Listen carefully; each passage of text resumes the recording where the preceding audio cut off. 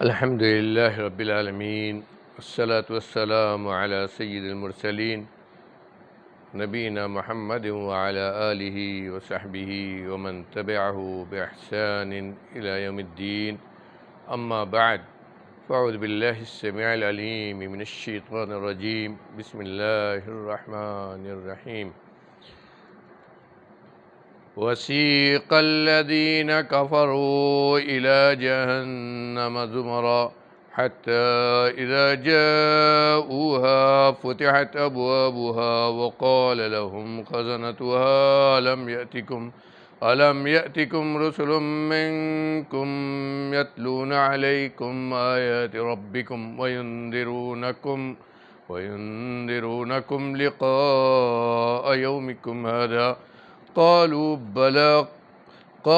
بلى ولكن حقت كلمة العذاب على الكافرين قيل ادخلوا أبواب جهنم خالدين فيها فبئس مثوى المتكبرين۔ معزز حاضرین، ناظرین، دوستو، بزرگوں، گزشتہ آیات میں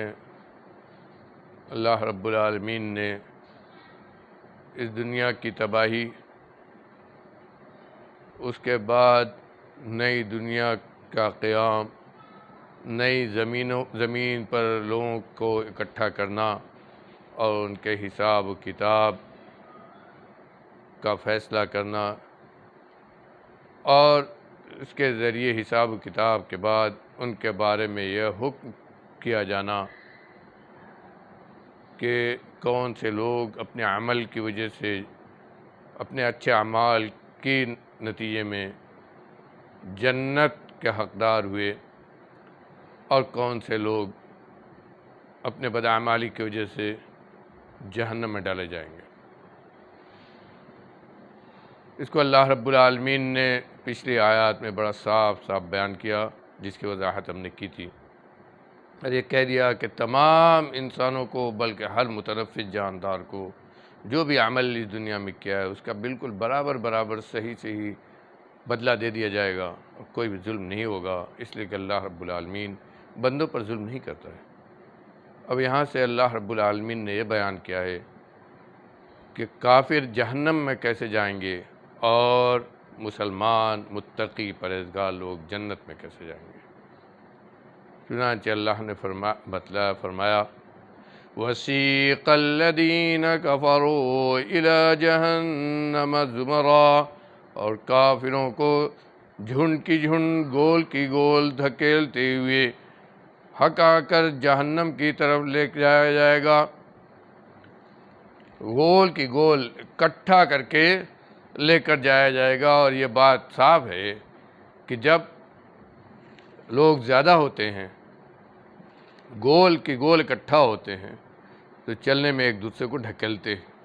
اور اگر تیزی کے ساتھ ان کو ہکایا جائے تو اور زیادہ دھکے کھاتے ہوئے ہو جاتے ہیں۔ اور اسی لیے کہا کہ جہنم کی طرف ان کو جب گول کی گول لے جایا جائے گا تو وہ بالکل گرتے پڑتے، چہرے کے بل کسی بھی طرح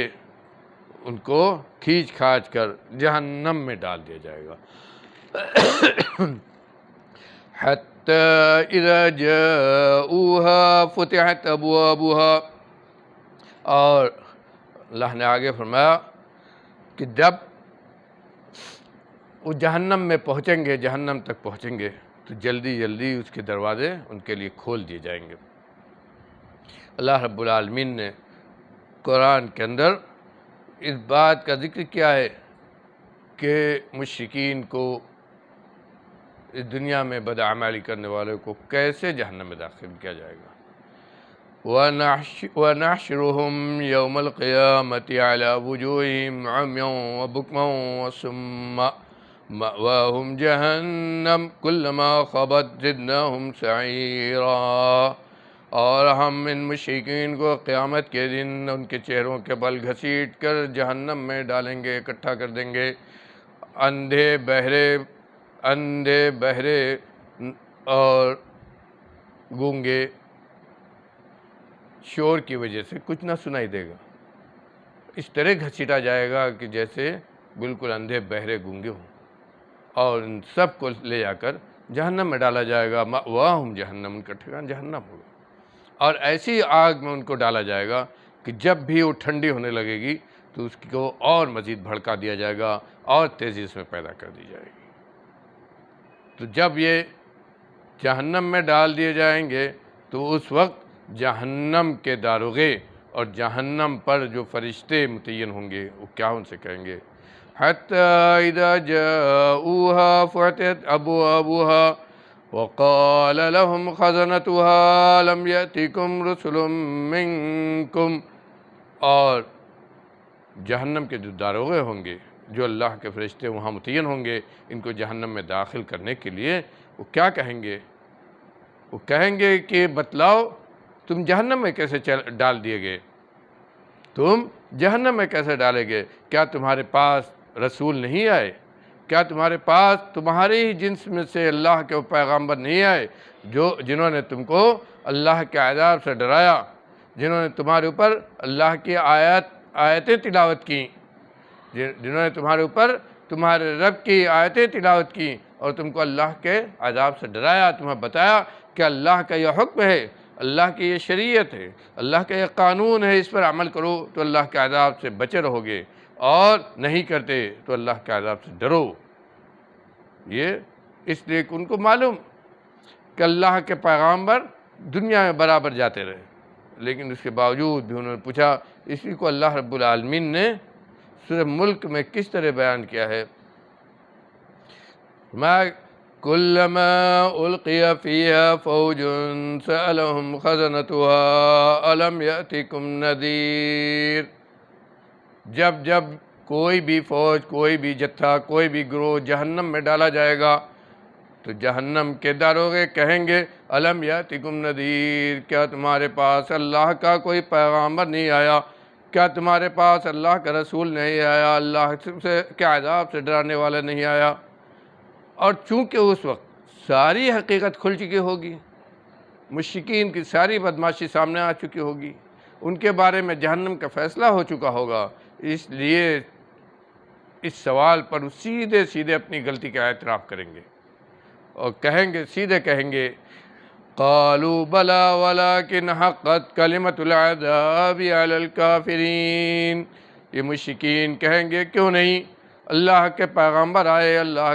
کے رسول آئے، اللہ کا دین آیا، اللہ کی شریعت آئی، لیکن بدترین عذاب ہمارے لیے مقدر کر دیا گیا، بدترین عذاب ہمارے لیے ہم کافروں کے اوپر مسلط کر دیا گیا۔ اور یہی بات اللہ نے سورہ ملک میں ذکر کی، قالوا بلا قد جاءنا نذیر فکذبنا وقلنا ما نزل اللہ من شیء ان انتم الا فی ضلال کبیر۔ تو یہ مشرکین ان داروغے کی بات پر جواب دیتے ہوئے کہیں گے کیوں نہیں، ہمارے پاس اللہ کے رسول آئے، ہمارے پاس اللہ کا دین آیا، لیکن ہم نے ان کی تکذیب کر دی، ہم نے ان کو جھٹلا دیا، ہم نے ان کی بات نہیں مانی، ہم نے اللہ کے دین پر عمل نہیں کیا۔ وَقُلْنَا، بلکہ ہم نے یہ کہا کہ تم ہی جھوٹے ہو، وَقُلْنَا مَا نَزَّلَ اللَّهُ مِن شَيْءٍ، ہم نے رسولوں کی اس طرح تکذیب کی کہ ہم نے کہہ دیا کہ تم ہی غلط کہہ رہے ہو، تم اللہ کے پیغامبر نہیں ہو، تمہارے اوپر وحی نازل نہیں ہو رہی ہے، تمہارے اوپر اللہ کا پیغام نہیں آیا ہے۔ وَقُلْنَا مَا نَزَّلَ اللَّهُ مِن شَيْءٍ إِنْ أَنْتُمْ إِلَّا فِي ضَلَالٍ كَبِيرٍ، لہذا داروغہ کیا کہے گا، اللہ کے جو فرشتے ہوں گے وہاں کیا کہیں گے، تو گویا تم بہت بڑی گمراہی میں دنیا میں تھے، اور اسی گمراہی کا نتیجہ ہے کہ آج تم کو اللہ کے عذاب سے دوچار ہونا پڑ رہا ہے، جہنم میں تم ڈالے جا رہے ہو۔ اللہ نے اس چیز کو قرآن میں جگہ جگہ بیان کیا ہے کہ اس دنیا میں آدمی کو نعمتیں ملتی ہیں، وہ اللہ کو بھول جاتا ہے، یہ بھول جاتا ہے کہ اس کا اسے اللہ کا جواب دینا ہے، یہ بھول جاتا ہے کہ اللہ کی شریعت اس کے پاس آئی ہے، اس کا قانون اس کے پاس آیا ہے کہ اس طرح تمہیں رہنا ہے، اللہ کی نعمت کا اس طرح شکر ادا کرنا ہے، اللہ کی عبادت اس طرح تمہیں کرنی ہے، اگر نہیں کرو گے تو ایسا دردناک عذاب آئے گا۔ لیکن انسان اس دنیا میں رہتے ہوئے ان چیزوں کو بالکل بھول جاتا ہے، حتیٰ کہ اصحاب ایمان کے ہاں بھی اس میں کوتاہی ہوتی ہے۔ اسی لیے اللہ رب العالمین نے آگے کیا کہا؟ قیل ادخلوا ابواب جہنم خالدین فیہا فبئس مثوی المتکبرین۔ اور جب وہ اپنے گناہوں کا، اپنی غلطیوں کا اعتراف کر لیں گے تو اللہ کی طرف سے اعلان ہوگا کہ جہنم کا دروازہ کھلا ہوا ہے، ان دروازوں کے اندر داخل ہو جاؤ۔ اس سے معلوم ہوتا ہے جہنم کا کوئی ایک دروازہ نہیں بلکہ اس کے کئی دروازے ہیں، اور اسی طرح اس کے کئی طبقے ہیں، اور اللہ کے ہاں اسی حساب سے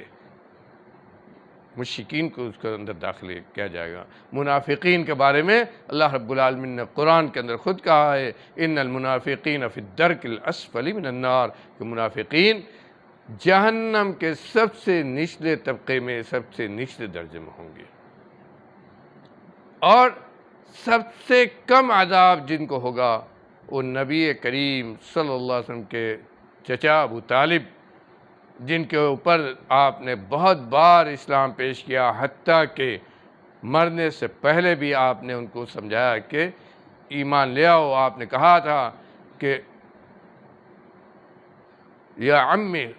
قل لا الہ الا اللہ کلمۃ احاج لک بہا عند اللہ، اے چچا جان یہ کلمہ پڑھ لیجئے اسلام کا، ایک بار یہ کلمہ آپ پڑھ لیں گے تو ہم آپ کے لیے اللہ کے ہاں حجت قائم کر لیں گے۔ لیکن چونکہ انہوں نے، جو مشرکین وہاں بیٹھے ہوئے تھے، ان کے شرم میں کلمے کو نہیں پڑھا تو کیا ہوگا؟ نبی کریم صلی اللہ علیہ وسلم فرمایا کہ ان کو جہنم کا سب سے ہلکا عذاب ہوگا، لیکن کیا ہوگا؟ جوتا پہنا دیا جائے گا جس سے دماغ کھل رہا ہوگا، یہی عذاب ان کے لیے کافی ہوگا۔ اور پھر اللہ نے صاف طور پر کہا ہے کہ جہنمی جن کو کم عذاب ہوگا وہ بھی یہی سمجھیں گے کہ ہمیں بہت زیادہ عذاب ہو رہا ہے، اس لیے کہ سب کو یہ احساس سب کے اندر پیدا ہوگا کہ ہمیں کو عذاب سب سے زیادہ ہو رہا ہے، اور یہ احساس رسوائی، یہ احساس عذاب، یہ خود ہی اپنی جگہ بہت بڑا عذاب ہے۔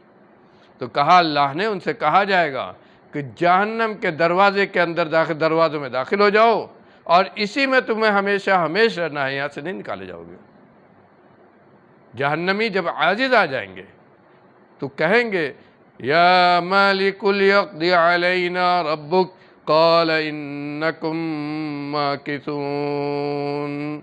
جب عذاب سے بالکل عاجز آ جائیں گے تو کہیں گے اے داروغے اپنے رب سے کہو کہ ہمارے درمیان فیصلہ کر دے، یعنی ہمیں یہاں سے نکال دے، ایک موقع اور دے دے۔ تو اس وقت داروغہ، جہنم کا داروغہ کیا کہے گا؟ نہیں، اب کچھ نہیں ہو سکتا ہے، جو کچھ تمہارے لیے موقع تھا وہ دنیا میں تھا، جس کو تم نے ضائع کر دیا، جس کو تم نے دنیا میں برباد کر دیا، تم کو دنیا میں اللہ نے موقع دیا لیکن تم نے اس سے فائدہ نہیں اٹھایا، دنیا جو عمل کیا اس کا نتیجہ یہ ہے انکم ماکثون، اب یہاں تم ہمیشہ رہو گے، خالدین فیہا، اسی میں ہمیشہ رہو گے۔ اور اس کے آگے کیا کہا ہے؟ فبئس مثوی المتکبرین، تکبر کرنے والوں کے لیے کتنا برا ٹھکانہ ہے۔ اللہ نے اس کو تکبر سے، کفر کو تکبر سے تعبیر کیا۔ کیوں؟ اس لیے کہ کفر وہ گناہ ہے جو انسان کے دل سے اللہ کی عظمت، اس کی بزرگی، اس کی بڑائی نکال دیتا ہے، اور جب یہ چیز نکل جاتی ہے تو انسان اپنے آپ کو ہر چیز سے بڑا سمجھنے لگتا ہے، ہر قانون سے بڑا سمجھنے لگتا ہے، ہر انسان سے بڑا سمجھنے لگتا ہے، اور یہ سمجھتا ہے کہ ہم دنیا میں جو چاہیں کریں، ہمارے اوپر کوئی قانون نہیں لاگو ہوگا، ہم کو کچھ کہنے والا کوئی نہیں ہے، ہمیں کوئی دبا نہیں سکتا ہے، ہم جس کے اوپر جیسے چاہیں ظلم کریں، جیسے چاہیں اس کو قتل کر دیں، ہمارے اوپر کوئی قانون نہیں لاگو ہوگا۔ تکبر اس کو ساتوں آسمان سے اوپر پہنچا دیتا ہے۔ اسی لیے اللہ رب العالمین نے